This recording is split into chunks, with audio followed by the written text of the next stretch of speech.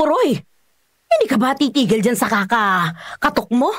Nakakastorbo ka na. Ayaw mo kasi akong pagbuksan eh. Bakit ba kita pagbubuksan? Nakatira ka ba rito? Sonia, bahay ko rin to. Ako nga yung nagpagawa nito eh. Wala akong pakialam. Umalis ka na. Huwag mo naman akong palayasin ng ganun-ganun na lang, please. Ano bang kailangan mo? Bakit ka ba nandito? Gusto ko lang na makausap yung mga anak natin. Wala sila dito. Sonia naman, ano ba? Ay, makakaalis ka na. Sandali lang. Talaga bang wala dyan yung mga anak nating bata? Anong gusto mong palabasin, ha? Nagsisinungaling ako? Bakit maraming tsinelas dito sa labas? Ewan ko sa'yo. Umalis ka na. Tatay rin nila ako. May karapatan akong makausap ko man lang sila. Ay, hindi. Lumayas ka rito. Ano bang problema mo? Wala namang masama kung gusto kong kausapin yung mga anak ko. Ayaw ka na rin nilang makita. Totoo ba yan? Baka sinasabi mo lang yan para ilayo sila sa akin. Galit sila sa'yo dahil hindi ka tumitigil kakapost ng mga kung ano-ano laban sa amin. Hindi ko kinakalaban ang mga anak ko. Hindi mo ba naiisip na napapahiya ang mga anak mo tuwing ginagawa mo yan? Tuwan-tuwa ka bang nalalaman ng ibang tao yung baho ng pamilya natin? Hindi naman yun ang intention ko eh. Ganun pala eh. Bakit hindi ka tumitigil? Humihingi lang ako ng atensyon sa mga anak natin. Hindi ko maramdaman na naalala pa nila ako eh. Di kulang ka pala sa pansin. Kung yun ang tingin mo sa akin, wala na ako magagawa. Gusto ko lang na makausap at makasama ko ulit sila. Tandaan mo, hanggat sinisira mo rin ako sa ibang tao, hindi mangyayari yan. Hindi ako naninira. Pero kaya ako nakakapagsalita ng ganun. Kasi nga tinatago mo sila sa akin. Dapat lang. Hindi ka na nila dapat makausap. Yan ang problema eh. Tinuturuan mo silang magalit sa akin. Hindi gawain ng matinong nanay yan. Ano man ang problema natin, huwag mo silang idamay. Hindi! Huwag mo akong sesermonan sa pagiging nanay ko! Ginagawa ko kung ano yung tama para sa kanila! Yun ba yung tama? Ha? Yung magtanim sila ng sama ng loob sa tatay nila? Oo! Yun yung dapat sa'yo! Kahit kailan hindi ka naging mabuting ama sa kanila at hindi ka magiging mabuting asawa sa akin. Huwag kang umarte dyan na parang ikaw pa yung biktima dito. Hindi na sila babalik sa'yo! Dear IFM. Dear IFM.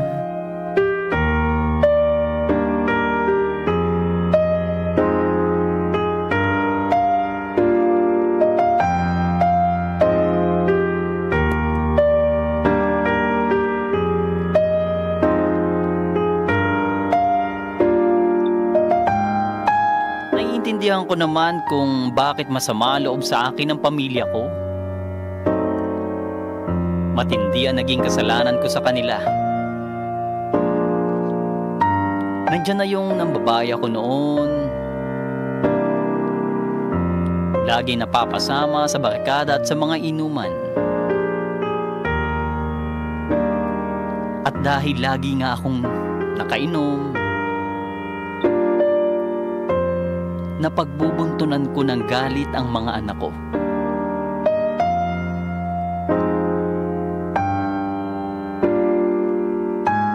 Hindi pa nakatulong na nawalan pa ako ng trabaho.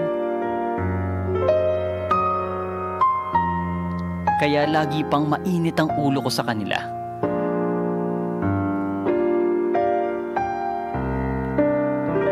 Pero hindi rin nagtagal. Nagawa rin akong palayasin ng asawa ko. Alam ko naman ang kasalanan ko sa kanila. Pero hindi ko maintindihan kung bakit ayaw nila akong bigyan ng isa pang chance ang makabawi sa kanila.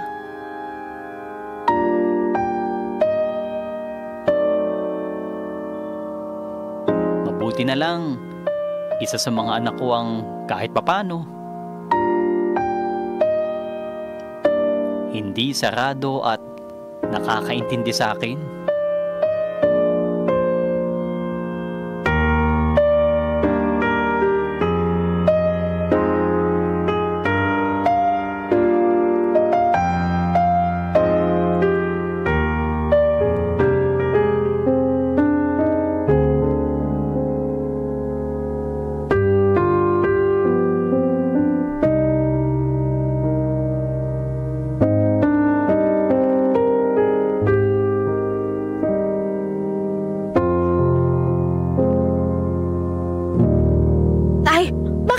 kayo sumugod at nanggulo sa bahay? Angela, anak, hindi ako nanggugulo. Dinadalaw ko lang kayo. Wala po kasi ako sa bahay nun eh. Ang sabi ni nanay, nanggugulo raw ho kayo. Yan ang problema sa nanay mo eh. Lagi niya akong sinisira sa inyo. Eh, hindi naman ho sa ganon. Anong hindi? Kaya tuloy nagkaagulo yung pamilya natin nang dahil sa kanya eh. Kami lang po yung iniisip ni Mama. Kamo, ang iniisip niya lang yung sarili niya. Tay naman eh. Kung lagi kayong ganyan, hindi tayo magkakaayos niyan. Nagawa ko ng lahat para makuha ko ang loob niyo. Pero ang titigas naman ng mga puso niyo eh. Hindi nyo lang ho kasi kami naiintindihan. Paano nga tayo magkakaintindihan kung ayaw niyo naman akong kausapin? Sa lahat-lahat po ng mga nangyari. Sige nga, masisisi nyo ba kami kung malayo yung loob namin sa inyo? Kaya nga ako humihingi ng isa pang pagkakataon sa inyo. Ayaw niyo namang ibigay. Saradong-sarado na kayo sa pagdating sa akin. Pwede ho bang huminahon muna kayo, ha? Lalo siguro tayong hindi magkakaintindihan kung ganito tayo magsagutan eh. Okay. Pasensya ka na sa akin, anak. Nagdala lang ako ng emosyon ko. Tay, alam ko naman yun eh. Anak, sandali lang. Ano ba yung mabang naamoy ko? Baka ho yung damit ko lang yan. Oo nga no. Ginamitan ko kasi ito ng Charm Fabric Conditioner. Damit ay may bangong kabloom. Yan pala yun. Mabango nga sa damit yan ah. Oo, tay. Bango? Siguro, kung kasama ko lang ang mga anak ko, baka naglalambing sila sa akin at pabangoyin din nila yung damit ko. Ay, nako, tay. Alam ko naman pong mahal nyo kami. Pero kasi, kayo rin yung gumagawa ng dahilan para lumayo kami sa inyo. Anak naman, ang gusto ko lang naman, makapalapit ulit kayo sa akin. Ano bang dapat gawin ko para magkasama-sama ulit tayo? Ang gawin nyo, iwasan nyo ho yung mga pagpaparinig nyo. Huwag nyo ho kaming ipahiya sa ibang tao. Yun lang naman eh. Kung matitigil ho yan, malay natin, baka magkaayos din po kayo ng mga kapatid ko. Dear IFM. Dear IFM.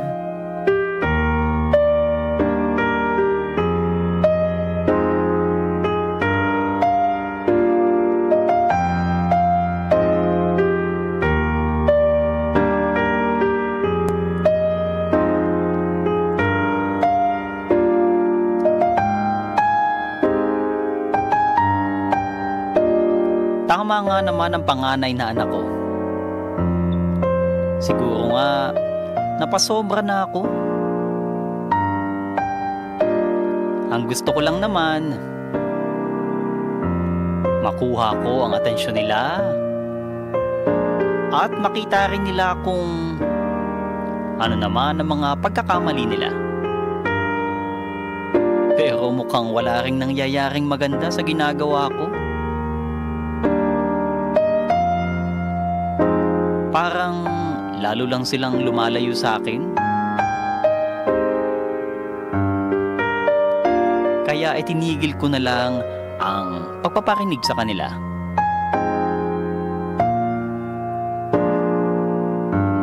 Umaasa akong baka sakali kapag naging tahimik na ang lahat, magagawa na rin akong kausapin ng mga anak ko.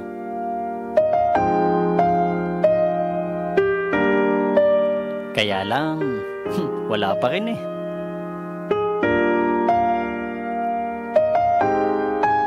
Ni tawag o message man lang.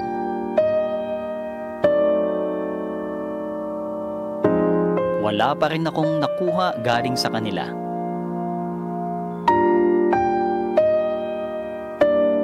Napakasakit.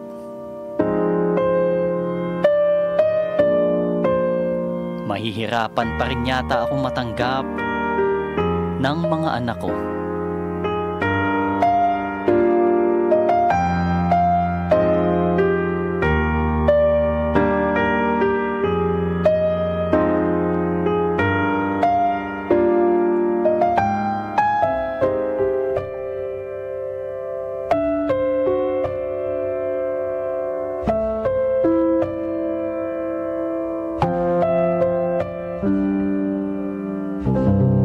Grabe naman yung anak mo, Kuya Puroy. Parang walang mga puso eh. Ayaw na lang magsalita, Isko. Kahit anong namang mangyari, mga anak ko pa rin sila. Pero hindi tama yung ginagawa nila sa'yo. Parang hindi ka nila tatay niyan eh. Alam ko yun. Pero, kailangan ko lang siguro maghintay. Hintayin ng ano? Di hintayin na pansinin at mahalin ulit nila ako. Naku! Kailan pa mangyayari yun? Hindi ko alam. Mahirap yung ganyan, kuya. Walang kasiguraduhan yan eh. Alam ko. Pero kailangan kong magpasensya sa kanila. Yan ang hirap sa mga bata ngayon. Alam mo, sa mga anak ko ngayon, o basta parang mas magaling pa sila sa mga magulang nila eh. Iba na ang panahon ngayon, Isko. Wala akong magagawa. Kung gusto kong makuha ang respeto nila, ako na lang ang gagawa ng paraan. Hindi naman tama yan, kuya. Di naman nangyayari noon yan eh. Dapat ikaw ang nagdidikta sa kanila. Ikaw yung tatay nila eh. Nasa poder sila ng nanay nila eh.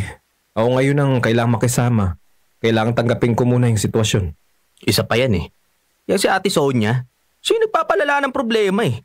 Kung hindi ka pa kinausap ng panganay mo, baka mas lalong magkagulo. Alam mo, magpaparinig na rin talaga ako eh. Uy, wag Isko. Wag mong gagawin yan. Nakiusap na sa akin si Angela. Wag na nating palakihin yung apoy. Ang importante sa akin, makuha ko ulit yung loob ng mga anak ko. Tama. Ay, teka. Sandali, Isko ha. May nag-message sa akin. Sino naman yan? Uy, si Angela. Ano sabi? Baka mamaya pati yung panganay mo galit na rin sa'yo ha? Hindi, ano ka ba? Masaya nga ako sa balita niya eh. Ikakasal ang panganay ko. At ang magandang pa rito, iniimbitahan niya ako sa kasal niya. Ihatid ko rin ang anak ko sa altar.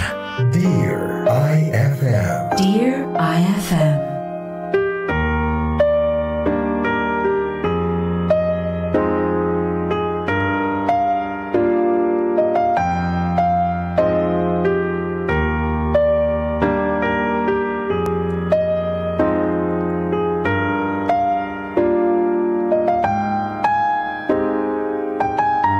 Napakaganda talaga ng nakuha kong balita mula kay Angela.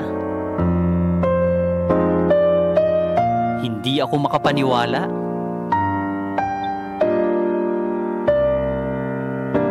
Ikakasal na rin ang panganay kong anak. At ang mas maganda pa rito, imbitado ako sa kasal niya.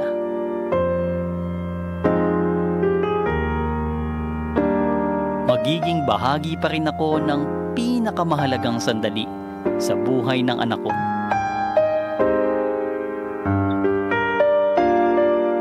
Sa kabila ng mga nangyari sa pamilya namin,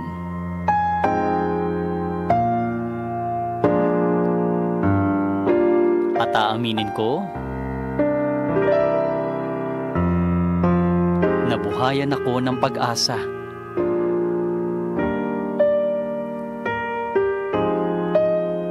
Mukhang ito na nga ang hinihintay ko. Baka sakaling ito na ang pagkakataon ko. Para mapalapit at mapatawad na ako ng mga anak ko.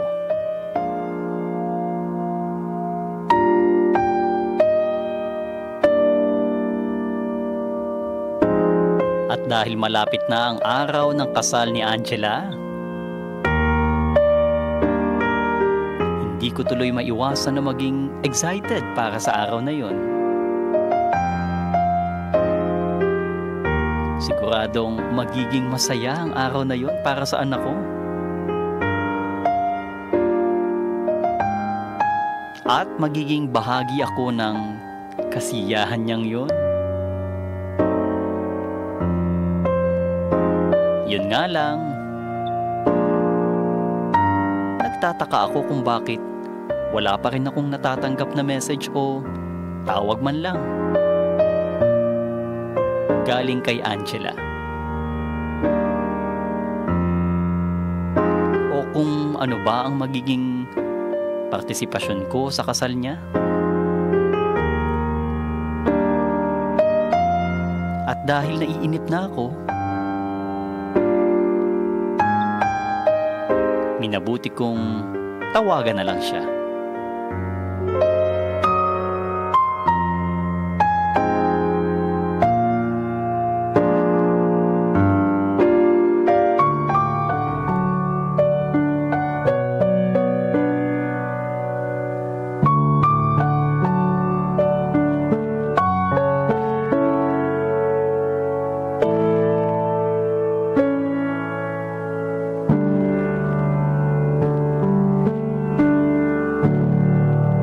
Hello anak, Hello, Tay.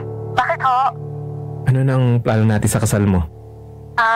Tay, bakit niyo ho tinatanong? Syempre, hindi naman kayo basta lang ikakasal ang boyfriend mo, di ba? May mga paghahanda yan. Opo, meron nga po. Sana sinabihan nyo man lang ako kung ano yung plano nyo. Hindi na ho kailangan, Tay. Anong ibig mong sabihin? Wala na po kayong gagawin. Anak, hindi naman pwedeng wala akong gagawin dyan. Kasal mo yan eh. Huwag niyo na hong alalahanin yun. Basta ho, pumunta lang kayo sa kasal ko. Dimalatsa na ho kayo sa simbahan. Huwag po kayo mawala, ah. Oo naman.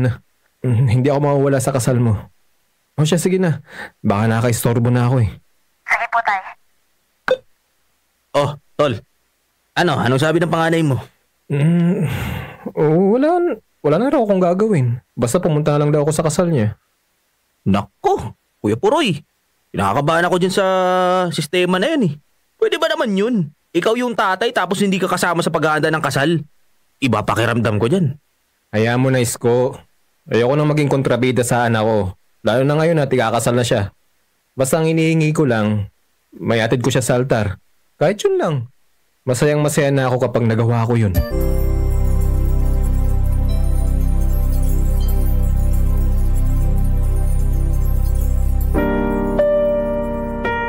Dear IFM. Dear IFM.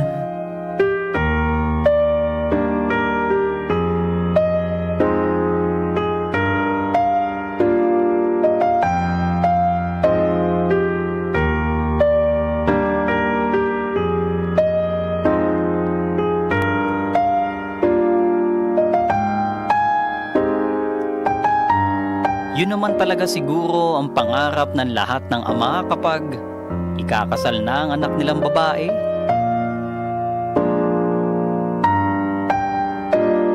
Ang maihatid ang anak nila sa altar.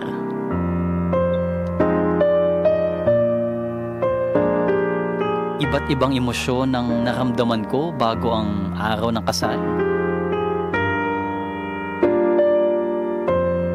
Siyempre, nandyan yung masayang-masaya ako para kay Angela.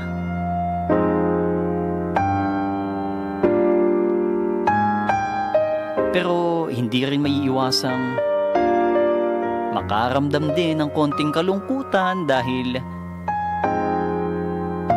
ibibigay ko na ang anak ko sa lalaking pakakasalan niya.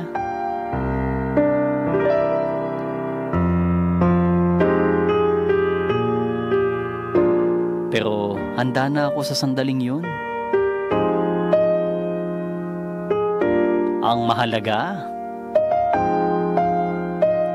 ito na rin ang pagkakataon ko para makita at makasama ko ulit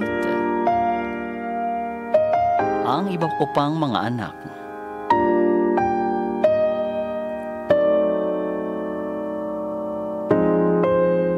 Umaasa akong ito na ang sandaling makausap ko sila at baka sakaling makuha ko na rin ang pagpapatawad nila. Sana ito na ang sandaling maayos na rin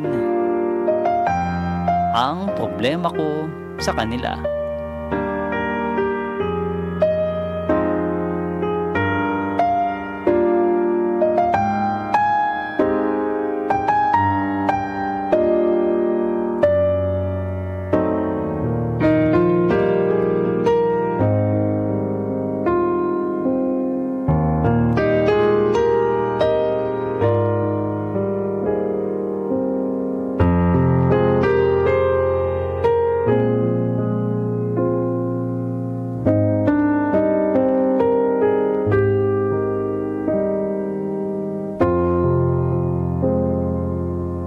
Maaga yata tayo ng dating, Isko ah. Oo nga eh. Nabubwisit na nga ako. Gutom na ako. Bakit naman? Kuya Poroy, iba talaga pakiramdam ko eh. Dapat kasama ka man lang ni Angela bago siya ikasal. Huwag mo na nga isipin yun. Paano ngayon yan? Na hindi mo alam yung gagawin mo dito. Hindi ka nga sinama sa paghahanda eh. Oo nga eh. Hindi ka ba nakakaramdam? Parang ginagawa kang tanga ng pamilya mo eh. Huwag ka naman magsalita ng ganyan, Isko. Maging masaya na lang tayo ngayon sa araw na to. Kasal ngayon ng anak ko. Okay? Pasensya ka na kuya. Ako naman ayoko lang naman na pinagtitripan ka. Hindi yan. Huwag ka mag-isip ng ganyan. Oh, nandito na pala si Sonia. Buisit talaga akong makita yung pagmumukha na yan eh. Isko, kumalma ka lang. Huwag tayong maghanap ng gulo dito. Anong ginagawa niyo rito? Ano ba namang klaseng tanong yan? Isko, kunting hinaon lang. Ikaw talaga, Sonia. Hanggang dito ba naman sa kasal ng anak natin, ganyan ka? Oh, sige na. Umupo na kayo dyan. Teka, saan ba kami uupo? Di dyan. Kasama ng ibang bisita. Ano ba bang nirereklamo mo? Sandali lang, Sonia. Nasa na ba si Angela? Ay, magantay ka. Maya-maya darating na rin yun. Hindi ko man lang ba siya ihahatid sa altar? Ay, hindi na kailangan. Umupo ka na lang dyan. Anong ibig mong sabihin? Hindi mo ba ako naiintindihan? Hindi mo siya ihahatid sa altar. Hindi ka kasama nung napag-usapan yan, pwede ba? Huwag mong ipilit yung sarili mo. Magpasalamat ka na lang at inimbita ka pa namin dito. Dear IFM. Dear IFM.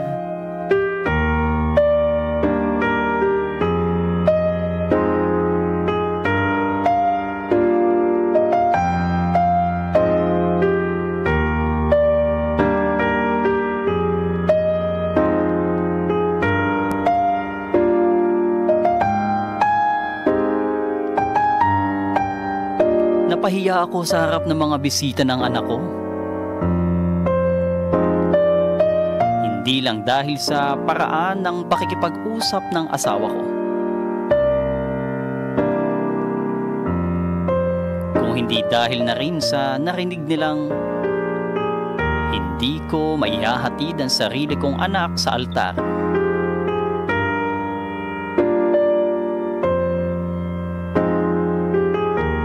Ano na lang ang iisipin ng mga taong ito sa akin?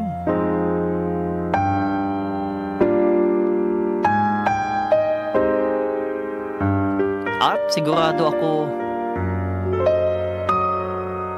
ito talaga ang plano ng pamilya ko.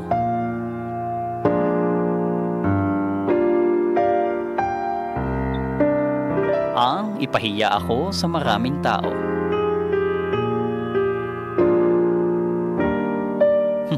Kung hindi pala nila ako tanggap, sana pala hindi na lang nila ako inimbita.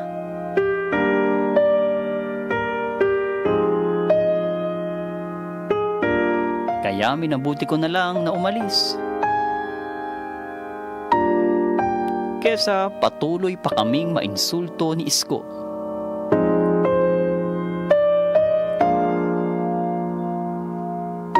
Hindi ko na hinintay pa si Angela. Dahil alam kong hindi naman talaga ako bahagi sa selebrasyon ng kasal niya.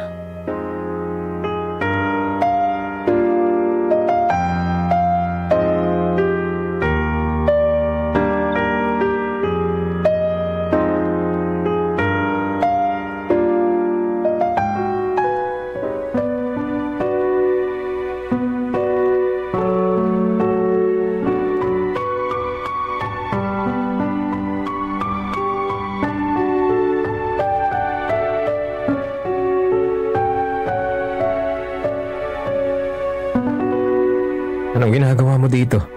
Tay, pwede ba tayong mag-usap? Umalis ka na. Tay naman eh. Ano bang nangyari? Bakit kayo umalis nung kasal ko? Alam mo kung ano ang sagot ko sa tanong mo. Yun nga tay eh. Kaya ako nga ako tinatanong hindi ko alam. Naguguluhan ako eh. Ano bang problema? Ikaw. Kayo ng nanay mo. Ng mga kapatid mo. Kayo ang problema ko. Ano ho? Huwag ka na magpanggap na hindi mo alam kung ano yung ginawa niyo sa akin. Tay, wala akong ginagawang masama sa inyo. Yun ang akala mo. Lumapit na nga ho ako sa inyo, di ba? Gumagawa na nga ako ng paraan para magkaayos na tayo. Sa tingin mo ba, okay na yun? Ano pa bang gusto nyo, Tay? Ginawa ko na nga lahat di ba? Hindi anak, hindi lahat. Hindi ko alam kung bakit mo ginagawa sa akin to. Parang hindi mo ako tataya. Hindi ko talaga kayo maintindihan Ano po bang ginawa ko sa inyo para magalit kayo ng ganyan at bastusin nyo yung kasal ko? Ano? Ako ba yung bastos? Samantalang ako mismo, yung hindi nyo nirespeto at ipinahiya nyo sa maraming tao. Tay, diretsuhin nyo na lang ako. Sabihin nyo na lang sa akin kung ano ba yung kasalanan ko sa inyo. Hindi mo talaga alam kung ano yung ginawa nyo sa akin? Unang-una, pinaupo nyo ako kasama lang ng mga ibang bisita nyo. Hindi ba dapat nakaupo ko sa tabi ng ikakasal?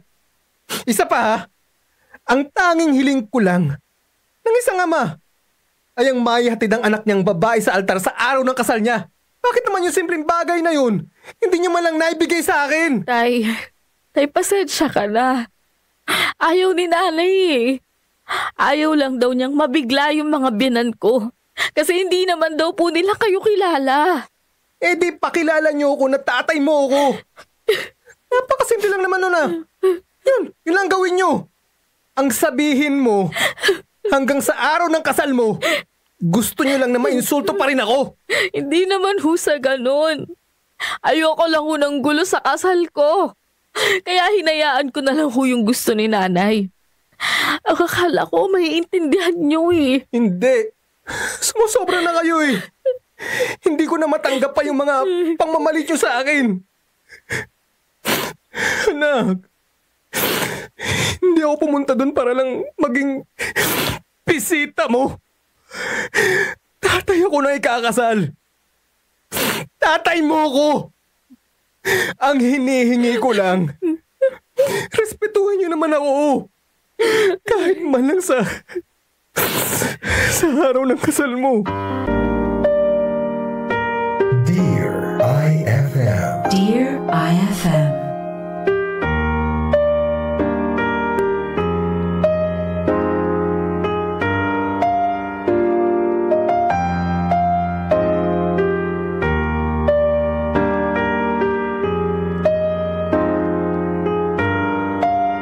Hindi na ako nakikinig sa mga pagdadahilan ni Angela. Habang umiiyak ako. At napilitan na lang siyang umalis. Hindi ko na kailangan pa ang mga paliwanag niya. Isa lang ang malinaw.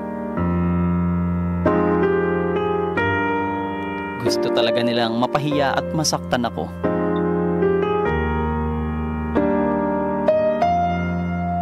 Hindi na mahalaga kung ginusto ba niya o hindi ang nangyari. Ang alam ko lang, hinayaan niyang mangyari ang lahat ng ito.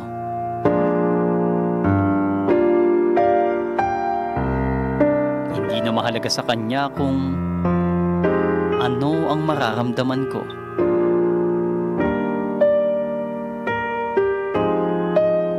Baliwala na talaga ako sa mga anak ko. At yun lang naman ang layunin ko. Kung bakit ko ibinahagi sa inyo ang kwento ko. Ang mailabas ang sakit na nararamdaman ko. Yun lang. Wala na akong pakialam kung makukonsensya ba sila kapag napakinggan nila ito sa radyo.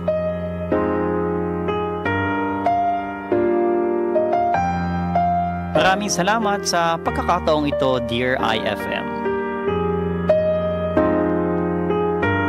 Nagmamahal, Puroy.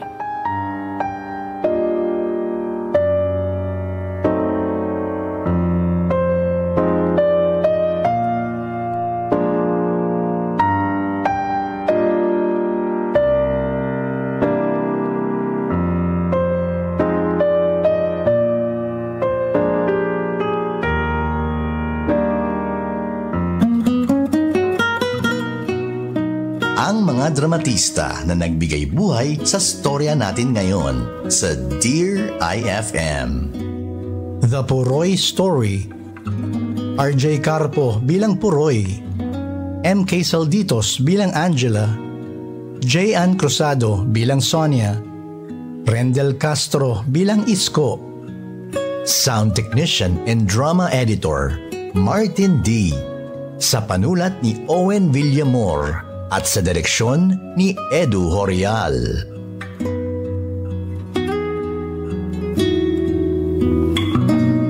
FM drama has never sounded better. Dear IFM. IFM. Ay mga idol, so yun na nga, panibagong kwento na naman ngayong hapon para sa ating Dear IFM, hashtag Dear IFM, bisita. O ayan na, o para sa iyo idol na nakapakinig sa mga oras na ito, sinimulan mo hanggang sa matapos, ano ang pumasok sa isip mo? Diba? Ano ang naalala mo sa kwentong ito? Diba parang napapanahon, no? O parang may pamilyar na sitwasyon, diba, na senaryo? Oo, na nakita mo sa social media, tapos sa tunay na pangyayari, na ganito yung, di ba, naging takbo ng kwento.